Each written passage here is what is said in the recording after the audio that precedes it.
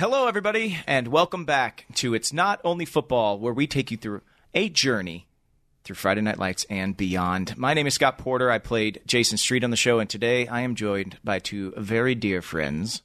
Zach Gilford. I played Matt Saracen, a.k.a. Seven. Mae Whitman, superfan extraordinaire, here to give voice to all of those who love you.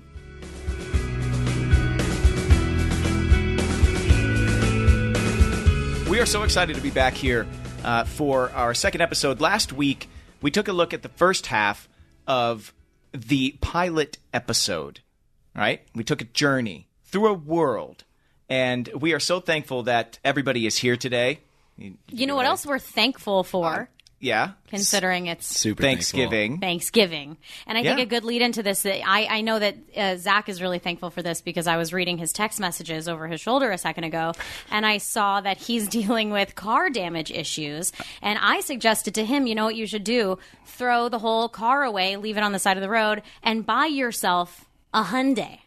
Why do you think? I would love to buy a Hyundai. It just would be wasteful to throw a car away, but I should get a second car. Yeah. That's a Hyundai. So what you're saying is we are thankful for Hyundai. Yes. For being our only sponsor for this particular episode, as well as the last, and hopefully more and more to come. We are excited to be driving down this road with Hyundai, taking this journey together, like we said. So it's not only football, Beep, beep. right? Not only football. Friday Night Lights and beyond. And what we mean by that is looking outside of just the people who made the show, talking to the people who watched and loved the show, telling little stories that maybe have nothing to do with the show. Speaking of which, I have to apologize because you guys aren't going to be thankful for this. Oh, no. Here we go. I ran out of deodorant this morning. Oh, my God. It's hot in here, so I'm really sorry if it gets stinky. But anyway, back to Friday Night Lights. This was your choice to wear the same sweatshirt for every episode, and this is what's going to happen. You got to stick right. with it. I also just want to pop in here and say one thing, which I'm really excited about and thankful for the opportunity, which is we are going to open up the lines, if you will, for fan questions because I'm really what is that crazy? Can I be thankful for praise? Thankful for the people listening? Yes, you can. 100%. I can. I'm thankful to be here with you guys. I mean, I was before, we started recording this episode and you were so rude to me. But we're going to start opening up the lines for fan questions. And I sort of am the person here that is going to be kind of the voice of the fans, considering I'm obsessed with you guys. But so we're going to take questions through the Apple Podcast comments. So if you have questions and you want to get them on the show and ask these cuties and whatever other cuties we have on the show, please leave your questions in the Apple Podcast comments and rate us and review us while you're at it because, that would be really cool. Yeah. You can let us know if you're loving it, if you're not loving it. If, just you want let us us know to talk if you're about loving other things. But speaking of talking about other things, if it's not only football, the first half of the pilot to me was more about world building, which is so important for any show that I watch. I want a show to know what it is. And if Friday Night Lights, I think, had anything going for it, even from reading the script when I auditioned for it, it knew what it was. It knew the story it wanted to tell, and it knew that one of the main characters was Dillon. And they had to really flesh all of that out. And the last episode ran pretty long, but we only got through 2 days of the week, Monday and Tuesday. There was a lot that happened on Tuesday. No, 100%. And I remember when we were there, we shot the show in Austin, Texas. We didn't shoot in L.A. or, I don't know, Albuquerque. Shout out Albuquerque, nothing against you. But, yeah, we always said, it was such a huge character in the show that we actually shot it there. All our extras were, local, and people got that football culture, and it really, comes through on the screen, especially when we get to the football. But, Scott, as you were saying. Yeah, no, I think that's a perfect point. I mean, when you're looking at the actors and actresses, so many of them were local hires. They just have Texas in their bones, in their blood, and you can feel that every step of the way. For you, Mae, watching the first half of the show, what was it about for you if it wasn't about football? Well, if it wasn't about football, which it's and it's crazy. Not only football. Well, it's not. It's not. It's not only football because there is football, obviously, but it's not only football. And for me, I think usually it is only football. I mean, we all know I am all about that football. Okay, hold on. Are we going to do a drinking game on here on Thanksgiving Day? Every time we say it's not only football, well, toss one back. I mean, everybody's at home with family, make sure the turkey's out of the oven before you play this game. But Sure. you're at home. You're maybe watching some football today. See? Yeah. Even though it's not only football. There to take a drink. Yeah. For me, I think, I think a lot of what you guys are talking about was really striking for me, just to piggyback on that as far as, not being from Texas, not being a super football fan, all these sort of things. I think one of the incredible things about this show is somehow it creates this really strong world that is a very niche and specific universe. And somehow it's so welcoming to people who maybe wouldn't necessarily be a part of the community, and it shows a big part of the community that I think it somehow made me feel like I grew up in a small football Friday Night Light kind of town when I was watching it. Like I felt like I was a part of the family, and I still don't even really know how you did that. Hopefully we'll crack that mystery at some point on this long journey of It's Not Only Football. Take a drink. Because you're California raised. I am California raised, Los Angeles. I'm like, I can't even light a campfire. I don't know. I'm trying to think of something that we can't do. That has nothing to do with football. Do you ever dress up like you love to go camping, though? Oh, of course. Almost every day. I almost only wear hiking boots because I'm wearing tennis shoes today. Don't look. But you don't camp. I have camped. Okay. I couldn't. If you put me out there by myself, I would get dead in like 3 hours. But You need like a camp counselor. yes, I need a counselor. Well, guess to come what? with You me. have one in Zach You Gilford. can't because camp. Are you Listen. serious? You don't look like you camp. Look what you're wearing. So, well, we can get to this later. I'll say it short and sweet, but I literally flew in from camping in Australia and New Zealand to shoot the second episode and slept on Scott's couch. Yeah, that's why he didn't have an apartment. But we'll get to that later. Let's dive into the second half of the pilot episode. I'm so sorry, real quick, and then we'll get into it. I'm kind of impossible to offend. And when you said I don't camp, Yes. I gave you... Yes. I was hurt to And my soul. that's good because this is kind of the dynamic, especially between me and Gilford here, is that I just try desperately to needle him and get in there and poke him and annoy him and get in there as any way that I can. And now, we've sort of relaxed into that dynamic. And sometimes I'm afraid that I don't have that ability anymore to really poke you where it The hurts. knife is and, dull. Yes, but I'm twisting Just it, poke baby. and needle like an annoying little sister. Like an annoying a little acupuncturist child. is how I like to think a little of it. child. Like a not very good acupuncturist. A child, that you like someone who leave- plays pee-wee football. Sure. And that's what happened on Wednesday in the second half of the pilot as we move into our actual journey through the rest of it. Wednesday opens up, and it is the varsity football team playing football with a bunch of the young members of like the pee-wee football leagues. If you're not familiar with pee-wee football, like in a state like Texas, kids start throwing helmets and pads on it like 5 years old. And that's what they call it. They call it pee-wee football. And what was interesting to me about this whole thing is these young men who play on the Dillon Panthers, they have so much heaped on them, so much just responsibility to like carry on their shoulders of the tradition of the town, which Buddy Garrity talks about all the time, and making sure that everybody knows Dillon's the best and all this stuff. And it made me realize watching it again that, oh man, that starts way early. Like they have these Pee-wee guys, Pee-wee players are idolizing these high school football players. Well, I think one of the cool things about that scene, too, though, is, and I just realized this with you saying that, this is the only time we see the high school players actually having fun playing Totally. football. Because there's no pressure. They're role models to these kids. It's not a real game. And you see them laughing and smiling. And it's kind of, I just realized it in listening to you talk that this is the only time we see them have fun playing football unless they win. Yeah, and there's like no pressure on these guys to be, they're having a good time. Like you said, like even somebody like Riggins or, somebody like Smash who, Gaius is, in real life, Gaius is, his nickname from me is Business because he always shows up with a briefcase. Yes. He's always in a suit. Like I've only met him like twice, and he was in a suit, and we were like at a restaurant, and he like went to the bar and took out a laptop and started like working on God knows what. But he was a working businessman. now he has the same smile, that like bazillion gigawatt smile. Very He has charming. all the same charm. It's just delivered He is in a not different this package. character But at all. But Smash, like on the field, it's like he says at the beginning of the pilot. Somebody asked him about his dad who passed away. He said, "No, I don't talk about that. You want to talk about football? I'll talk about football. I keep it business." And that's like how Smash is a lot through this episode too. He's yelling at Riggins. But you see him picking kids up and like running them around, and everybody feels like a kid. for pretty much the only time, because the rest of the times they talk about these kids, like you said, Zach, Coach refers to them as young men all the time. The mayor, these young men are going to bring us a championship.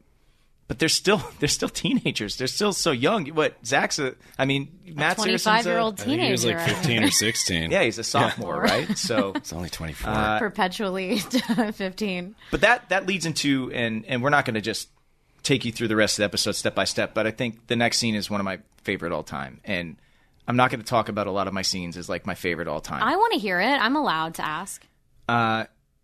Do you want to ask? I want to know I would love what for you to your ask me. favorite. I know you don't want to tell me, but I am going to insist that you tell me about your favorite scene from this episode.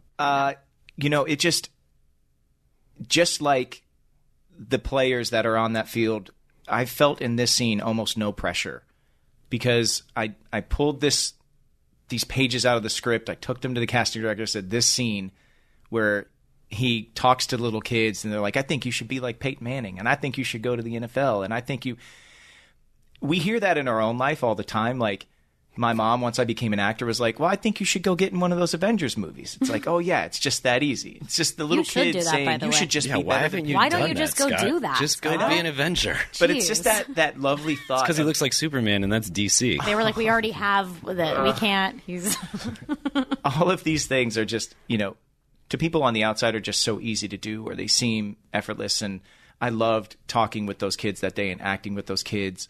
And the scene where Jason Street basically leads the prayers, he tells them to study these plays and all this stuff. But that day was so awesome, because I was looking around that room kind of realizing, because the way we shot it, that was one of the last scenes that I shot before we did the football game.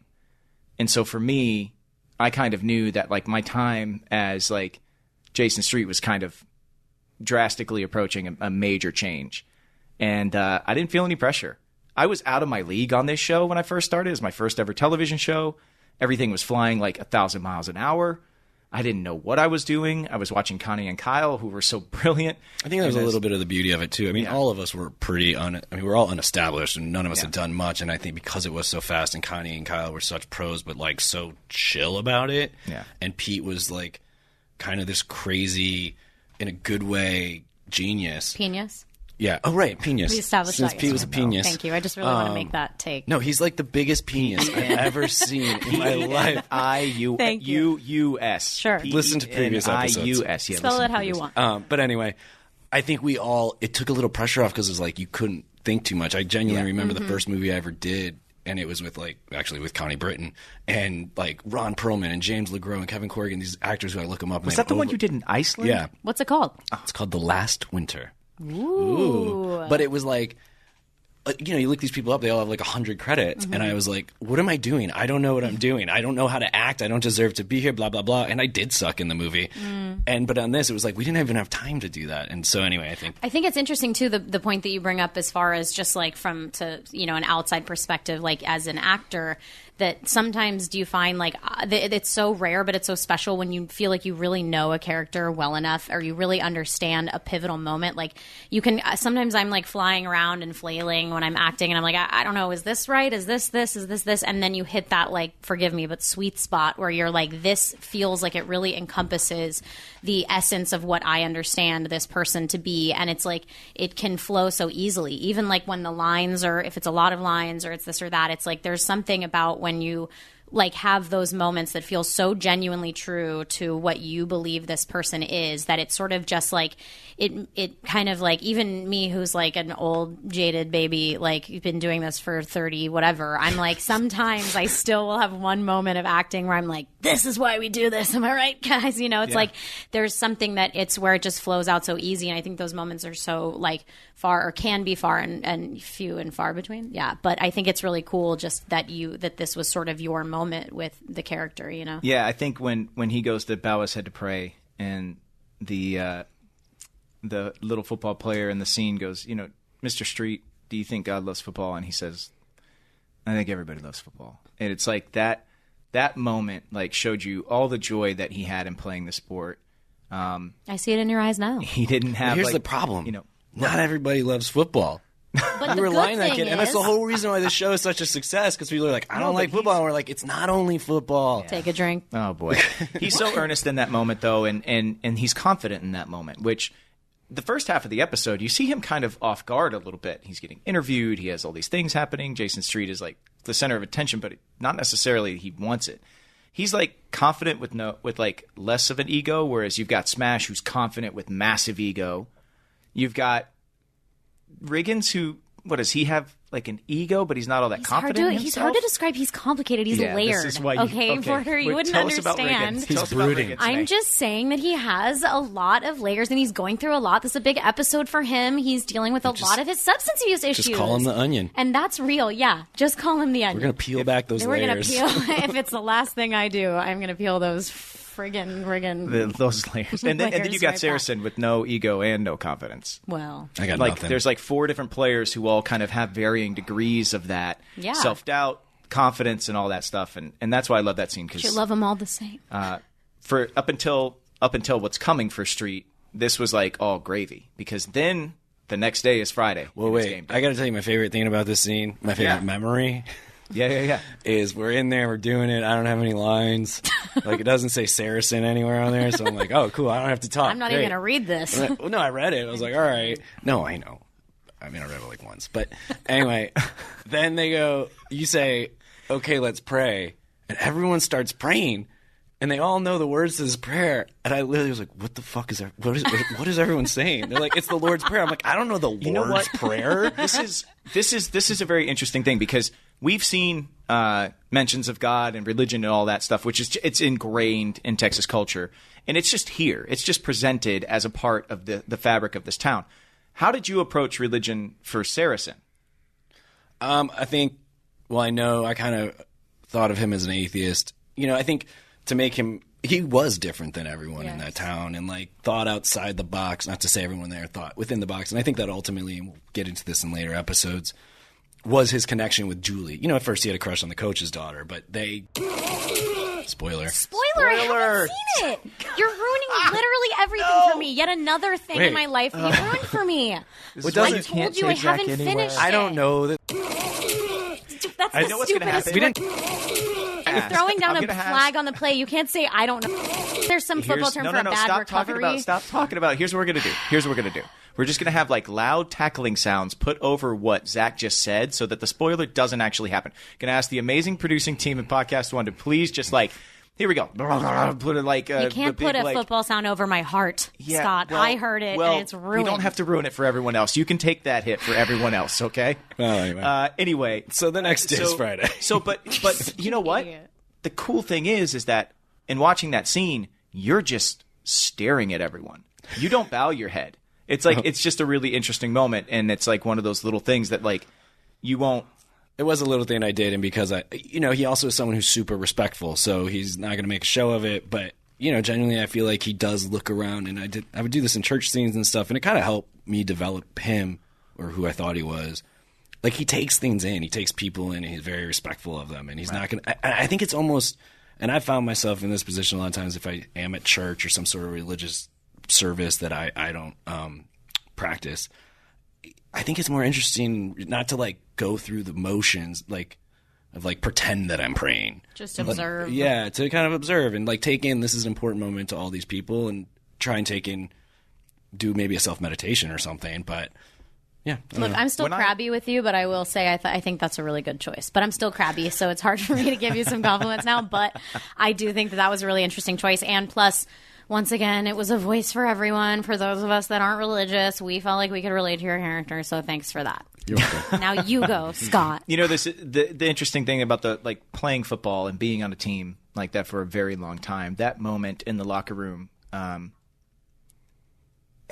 it's such an interesting thing, because when I was in high school, I never even thought twice about it. It was just words that people said when they put their head down. Not everybody that was reciting these words, it wasn't necessarily about a prayer to the Lord. It was more like a unity thing. As a team, we all took a moment after getting ourselves prepared, all of these things, thinking about ourselves. At that moment, it was like very much we were thinking about the man next to you on either side of you, and what you were about to do and go out there and fight We for were each other. forced to do it in school. It was that you stuff. did the Pledge of Allegiance, and then you had to do the Lord's Prayer after. And so I just Really? yeah. Did you go to Catholic school? I don't think. 'Cause I that think would've they made were a little sense. confused Do you about not know what if they you went were. to They Catholic were. school? They were like, we're Catholic. We're not. We used to be, but now we are. But you better say it, or it's disrespectful. And then Yeah. in like third grade, they were like, they got like a complaint, and they were like, okay, if you don't want to say it, you can sit down. And I was like, well, I'm not going to say it if I don't have to. But it was interesting because it was like homework. I was like, I was the cathedral in heaven. Like I was like stressed out trying to remember these things. I didn't know what I was saying. I actually recently, like a year ago, was filming something. I just remembered this. I had to say the Lord's Prayer again. Did you? I still didn't know it. I was like, do we have this in the script, please? We're going to talk about church a just lot says in this insert show Lord's because Prayer. it is a part of Dillon. mumbled. And we can have more of these conversations as we go because I do feel like looking back at the show, like it is of a time. Like, I mean, the aughts were a time. Yeah. That's what we call from 2000 to 2009, right? Sure. The aughts. Yeah, we're calling Okay. it pods and aughts. Moving on from the aughts. We're going to move on to Friday. Friday is game day. This is May's. This is my big day. This is her big day. We're on the line. We're throwing it. We're going to run to the next line. We got to get down on the ground after we get to the line. Otherwise, it doesn't count. That's football. That's football? Ladies and gentlemen. You think so? Right in between. It is. Are you a huge football fan, May? It's so complicated. Thank you for asking, Scott. I am a fan of the mechanics of football, and I'm fascinated by the fact that I, for so long, was like, what are these stupid people doing? When I would watch it, I was like, this makes no sense. They're running the thing. It's who cares? And then I had a friend who was from Dallas teach me, like sit me down and teach me the mathematics of what was actually happening and what the numbers all meant and what the thing was and the complications and stuff. And I thought it was fascinating. It was like a cool puzzle. And then I understood. It got me really excited because I was like, again, the tension, once I understand the rules and why it's so exciting, I wasn't like passionately like, I need this, because I care so much about this team or whatever. But I found it to be really exciting to see. And also like the logistics that go into the choices that you have to make. It's not just like a game of chance of like, oh, I'm hoping we can, there's like all these like choices that you have to make of if it's the fourth down, right? You got to choose if you're going to kick it or run Go it. for it. Yeah. This is beautiful. See? I love football I know as what I'm explained by talking Mae about. Whitman. Yeah, no, it's great. I wish I had you there a couple weeks ago when I explained it to my 4.5-year-old Oh, daughter. I could totally do this. See, this is why it's good to have a voice of the juniors here, the peewees. It's mile 1,298. You're still new to this whole EV thing, but you're no longer freaking out. Those range fears, way overblown because your all-electric Hyundai Ioniq 5 gets you to work and back all week on a single charge. And that worry about charging times? Nope. You can charge from 10 to 80% in as little as 18 minutes using a 350-kilowatt fast charger. See? This whole EV lifestyle is way easier than you imagined. You didn't just go electric, you went Ioniq. Strong choice, you. Which means you can save your freaking out for that late-night email your boss just sent you. No, seriously, don't read that until tomorrow. The Hyundai Ioniq 5. When it comes to embracing change, we're thinking of every mile. Hyundai. It's your journey.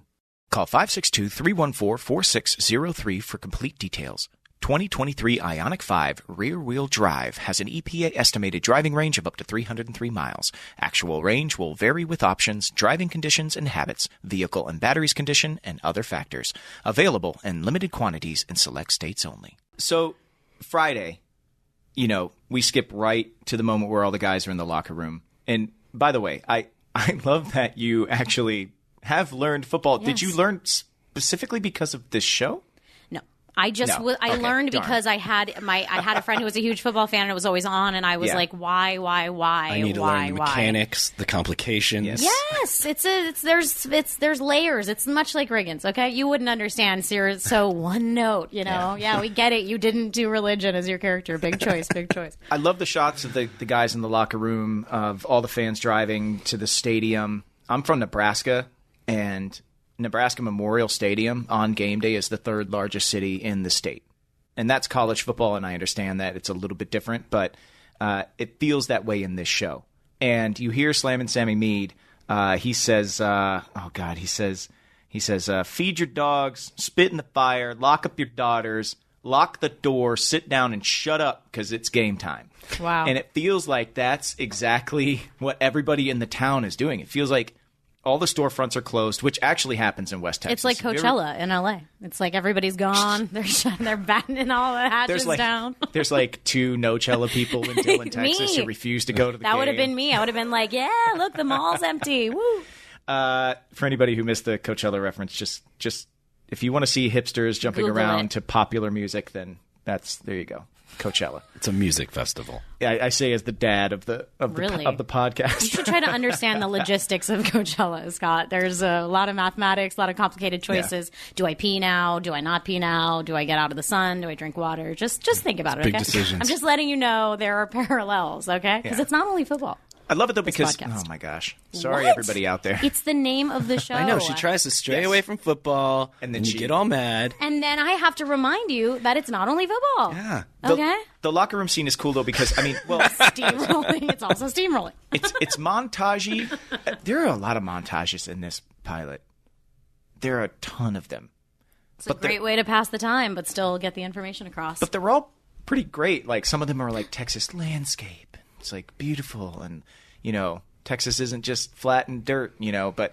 Well, this might be boring. Is this technically a montage? Because doesn't a montage have to, like, pass over a lot of... Like, the locker room scene, it's all just jumping around within the locker room. No, but it's showing some of the people filing into the stadium. It's showing people driving to the stadium. It's showing... Street like firing everybody up. It's showing Matt Saracen all grumpy in inside his locker. Like you're like I wasn't grumpy as usual. You got your arms crossed and you're just like looking around the room because he knows he's not going to play. I'm just trying to blend into the scenery. It's as Landry says. I can't keep on taking you to this exercise and what does he say? I don't know. Futility, probably. No, he's like embarrassment or something like that. Sure. He says earlier on, but then the speech. It's time for the speech. We're listening. We're just Googling We're just trying montage. to see if you have to. Does it have to be over music? Are we Googling the rules of montage here? Yeah, we need I'm here to for know. this. I'm here for The this. technique of combining in a single composition pictorial elements from various sources as parts of different photographs or fragments of printing, either to give the illusion that the elements belong together originally or to allow each element to blah, blah, blah. You're reading the most boring definition. This one here's says the fun movies, one. television. This is number 3, movies, television. Juxtaposition or partial superimposition of several shots to form a single image. No. Yeah, so it's a montage. Everybody, that was very exciting for you, and I'm so glad you came along with us for that. And there's going to be more of that on the way, I'm sure. Back to the speech. Yeah, back to the But big speech. it's Coach Taylor. Do you remember this speech, watching Kyle give this speech? Yeah, 100%. What I also remember is one of the football players, he was behind me. This is one of our real football players, goes, "Were you drinking vodka last night?" Oh, no. And I was like, "What? I thought vodka didn't smell." That's He's like, "Oh, dude. Did you pull a Riggins? Yeah, you pulled a Riggins. You showed up to the game drunk. How could you? By the way, what are you drinking right now? I got to throw down another flag or whatever Why is and this talk a about giant... this. Wait, are you going to throw a challenge flag? I'm throwing a challenge flag. Okay. I'm establishing. Hold on a second. So in football, Yes. there's 2 challenge flags that each coach has a game. Red and blue. As our resident non-Friday Night Lights cast member. Ouch. Why don't we get... Ouch. I'm sorry. But that's why you're here. No, Like, I can handle it. I've got a thick skin, unlike this one next to me. We love you so much that you're Yes. sitting in that chair we're talking about, but Yes. I want to give you challenge flags. Okay. I don't know if we can make this work throughout the course of the show. We're gonna try. Of the entire series, but if there's something that like irks you or bugs you or something that you just feel like you have to call out, throw a challenge flag. Okay, Just- challenge flag. I'm Go going to try it challenge right flag, now. all Challenge flag. My challenge flag is just because we're talking about Zach's drinking problem. I want you to all know that Zach showed up. For those of you listening at home, they can't see what I have to be staring at for this entire episode. Zach showed up to this with what does it say on the, what are we at the, it's 1.75 liters of... well, he says it's water, but we are not sure because it's in a bullet rye bottle. Like exactly. the biggest... I'm not going to put vodka into a bourbon bottle. That But makes you're no going to sense. do it before. You're going to have it when you show up for work the next day. Please, This is I don't just believe water. anything you I say like to anymore. make sure that I drink at least this much water a day. I like to drink out of glass because I don't trust plastic. Don't turn this around. This is my challenge flag. I want you guys to know that this is what I have to deal with, is him showing up with a giant And bottle. also, you were the one telling me to throw away cars. I don't even like to throw away I bottles. said pull it over. Someone will do something with it. So wait. So is your challenge whether or not Zach is allowed to bring I don't have 1.75 liter bottle, Bullet Rye bourbon bottle. Filled with water. He can do whatever he wants as long as he puts it on a coaster. Favored nation co-hosts. Listen, I'm allowed to it just irks me. And you said I'm allowed to throw it if it irks me. Yeah. So I just wanted it to be shared because I was irked. Okay, back to the speech. Will you hold it up so they could see, like, for everybody at home? This is what we're dealing with. They can hear it, folks. like, clanking around on the giant I have a Yeti. marble. I brought my Yeti. I have a kombucha, for God's sakes. You're drinking a kombucha. That's like a normal person. So the speech. Here's what I remember about the speech. Is Peter Berg just yelling from offset, "Throw it away more." Oh, I forgot that because I literally wrote in my notes, like the way he says "Clear eyes, full hearts can't lose" at the end is genius. Yeah, apparently it's genius. Like he said it a million times because he said it so flat and not like "Clear eyes, full hearts can't lose." He was just like, yeah. And the speech as scripted, there he took some of the stuff out of it. I have my script. I have the script. This is the production draft of the script. I have my audition script, and I have a vault of scripts in my home. Yeah. I had to climb in it like Scrooge. You know what you should do? You should get instead of gold coins, it's just old pages. You should get a Hyundai and then put all your stuff in the Hyundai and just leave it parked in your driveway. I'm just saying. It's like a mobile storage unit. Yeah, genius idea. Because you can drive it all the way here. With you. While Scott's finding the monologue. Okay. This is it's here. It's here. Gentlemen, we have been hearing a lot of talk about expectation of what we should be able to do to win. I'm not going to read this like Coach. I'm just saying people are expecting quite a bit. Now, I do see us winning today. I have no trouble seeing that. That is not my expectation. There's a lot of expectation in here. I expect you boys to go out there and play hard football. I expect you boys to not take this team lightly because I promise you they will come at you with everything they have. I expect you to execute. Clear eyes, full hearts, can't lose. And that's like... He gave the speech, and everything Kyle does is already fantastic. Yeah. But as he's giving it, we're all sitting there. I just have goosebumps every single time he's saying it, and then I hear Peter yell, "Throw it away even more!" And for everybody out there listening, it doesn't understand what throw it away. It means put nothing behind it. Don't emphasize any particular word. Don't just say it. It is just this is in his bones, and man. I get so amped up when he gives that speech. How do you come up with something like "Clear eyes, full hearts can't lose"? Which actually, I just have to tell you, this is so sad.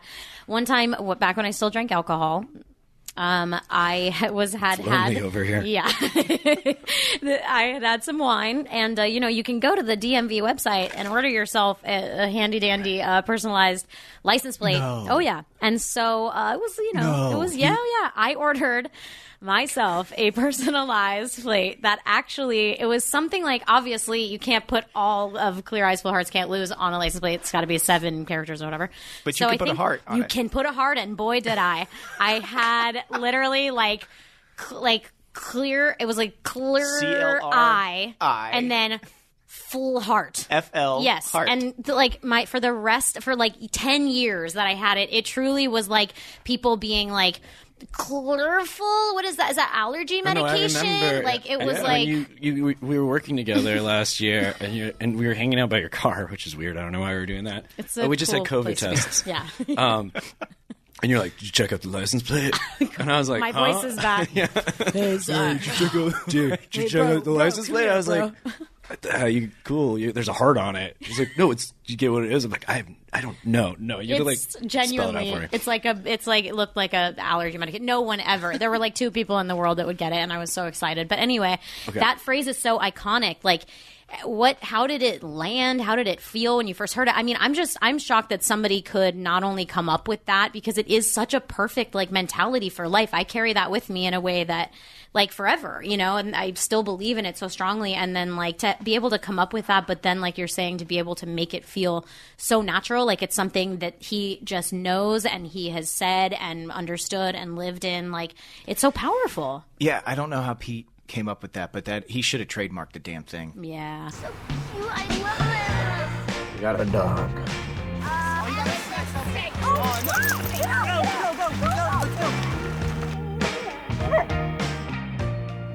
Hi. Oh, what you got there? All right, go get it. Yeah, good boy. Dibs, I got it first. When it comes to lasting relationships, we're thinking of every mile. The new Hyundai Tucson. It's your journey. Pete also was not afraid to take his own words out, because not all the words in what I read are in Coach Taylor's speech, and that's going to be something we'll talk a lot about on this show. Is all the times that Kyle's way of improving wasn't to add anything; it was to take crap out. Wow. Anything that I don't have to say, I don't want to say, and I will not say it. And that was part of the brilliance of watching Kyle on the show. Is he never needed more. He never wanted more.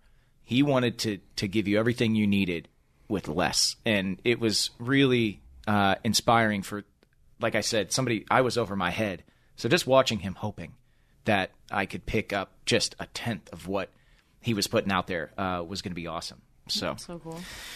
Yeah. And then the Claresville Hearts can't lose. Then it's game time. There's a scene, and I'm going to say it here because it echoes in episode number 2 of Friday Night Lights.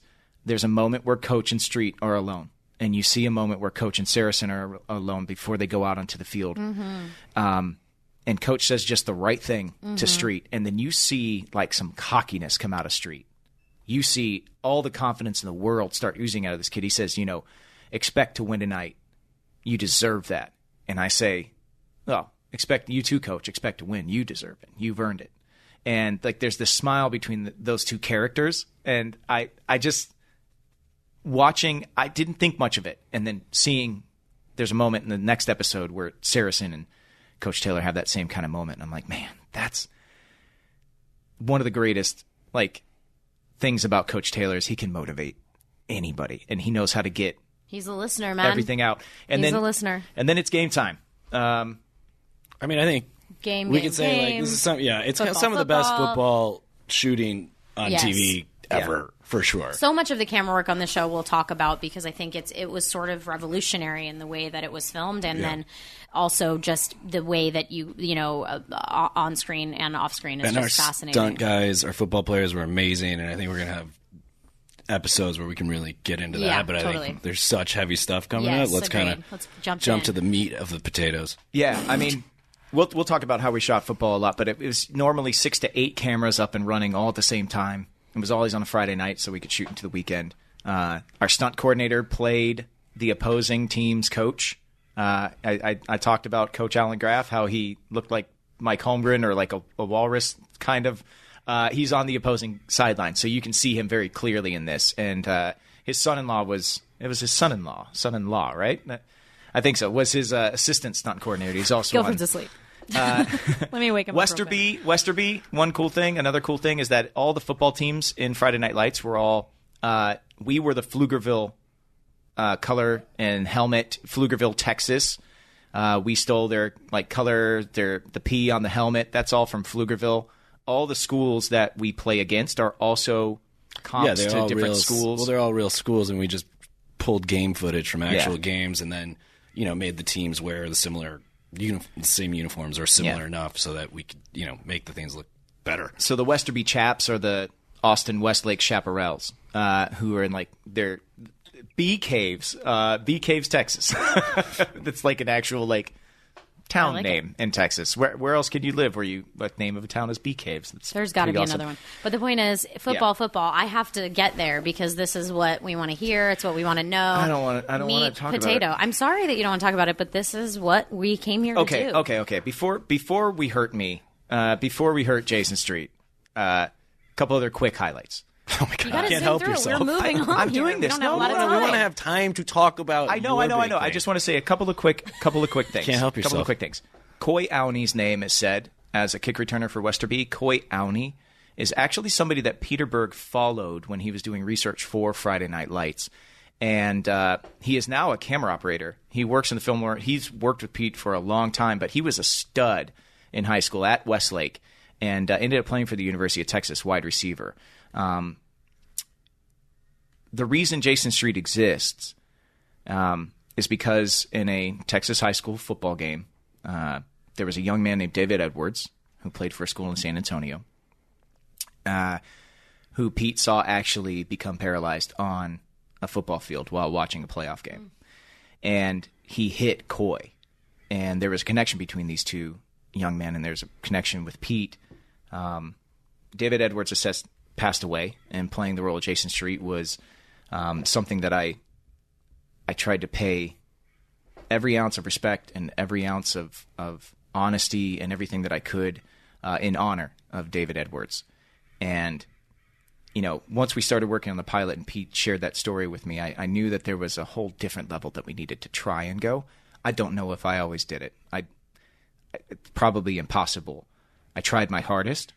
But that was to hear Coy's name in there and to kind of understand like all these little Easter eggs that Pete has put in the show to kind of honor David as well. It was just really, really important to kind of try and tell the story in a way that was the utmost respect. Well, I can tell you, someone who was there the whole time, like you couldn't have done him more honor. I'll never forget, like, when we're filming that scene and you're on the ground and the paramedics come in. Yeah, what was that like? I mean, the energy. It was messed up. And, like, I genuinely thought to myself, he's fucking good. Like, I remember watching you and I was like, I couldn't do that. It's so like, upsetting.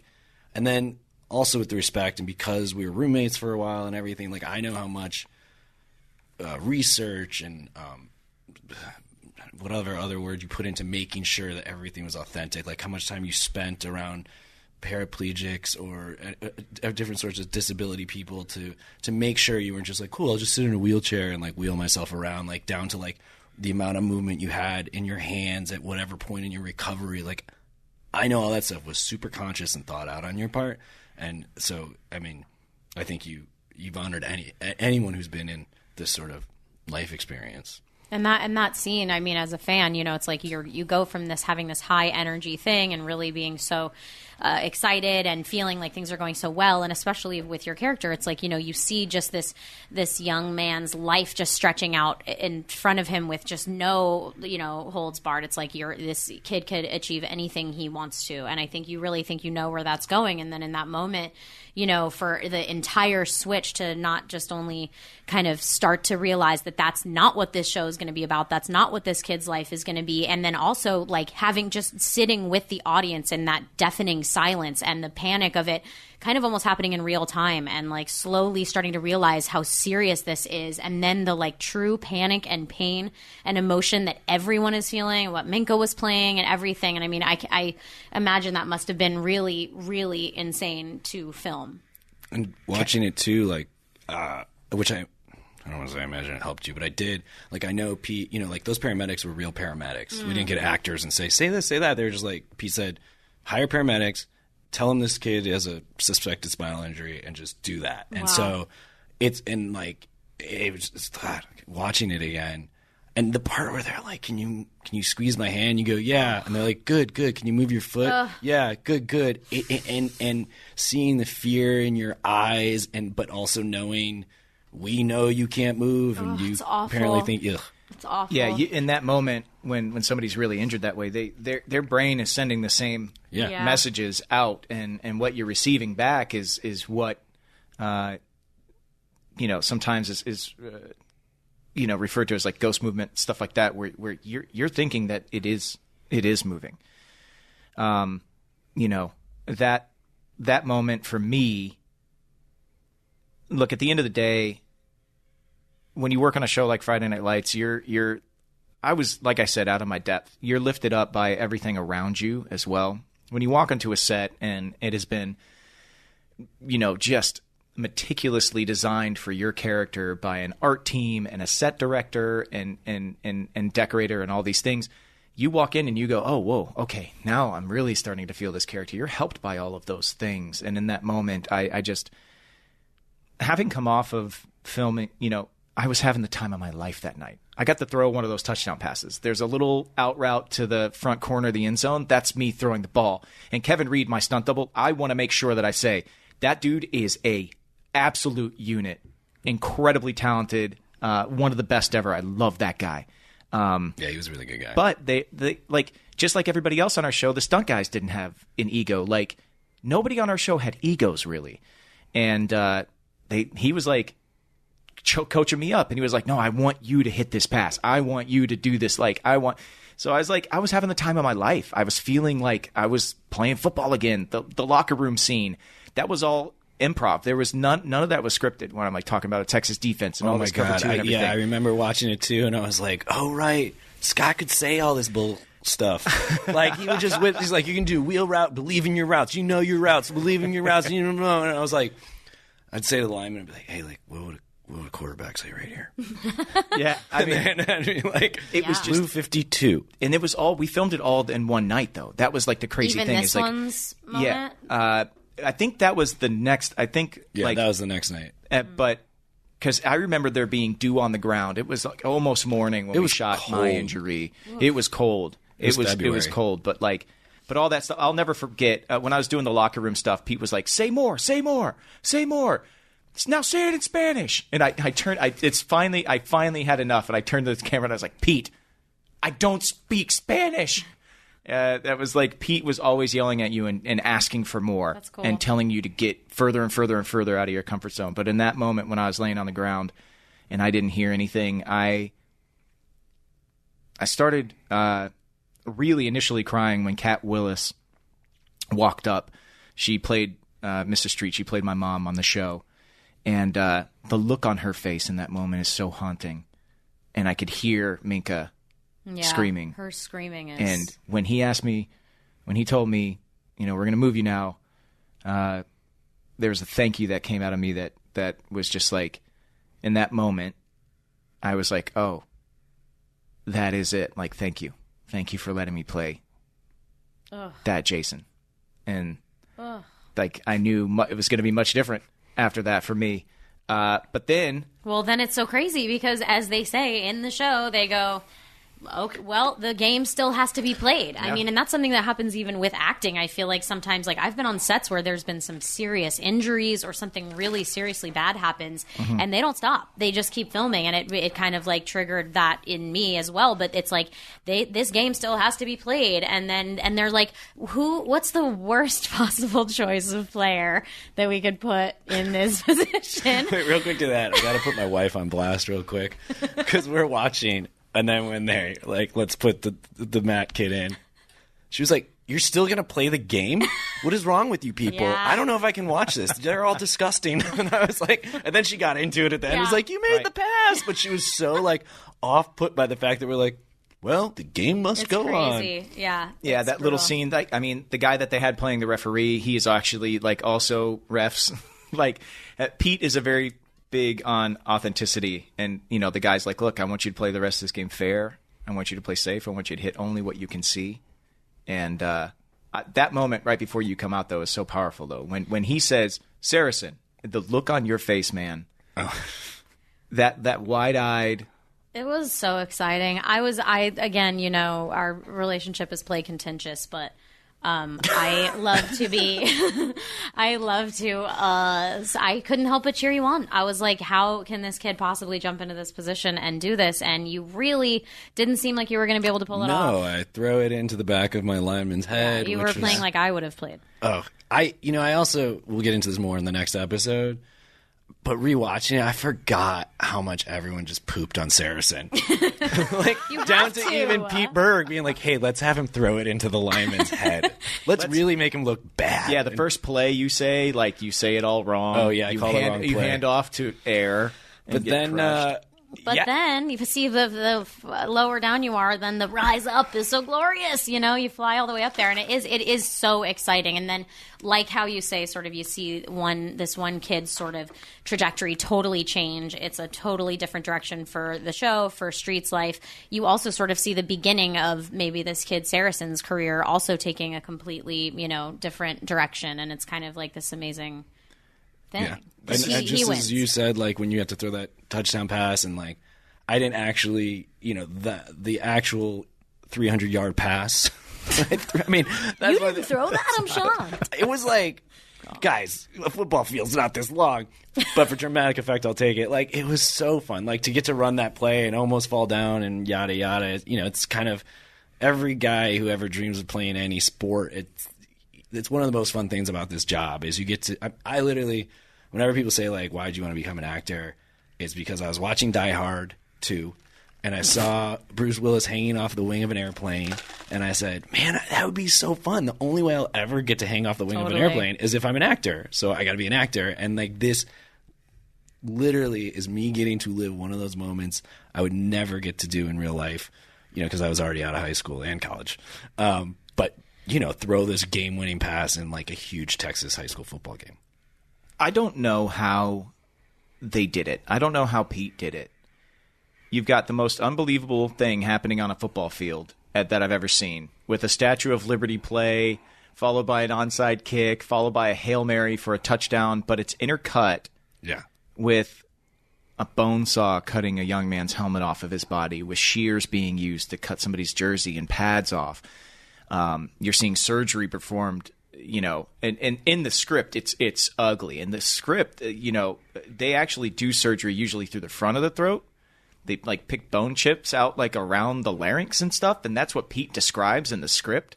It was just another marker for me when I read that thing that this is not your normal television writer. This guy doesn't care. He's not trying to be formulaic, but yet when the game's on, you were up out of your seat, like jumping and yelling and like believing everything that happens, even though it's so unbelievable.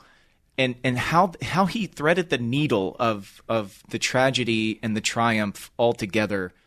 Man, my hat's off to our director of photography, the stunt team, Pete, everybody. And I know Zach gets embarrassed when you just like say something's super. But I mean, being a part of something that special is like, I think. Oh, 100%. I mean, we're so lucky. And I always say to people, especially as an actor, you're really lucky if you get a job that is one of two things: a great experience or like an amazing product that you're so proud of. And this is one of those, I think, rare to get to have one that's like, not only are you so proud of making something special, but every minute of it was like the best experience ever. I can't think of a single bad day I had except the Mud Bowl. Hey, spoiler alert. I guess that's not a spoiler, just saying it. But I can't wait to ask about that. It's my personal fave.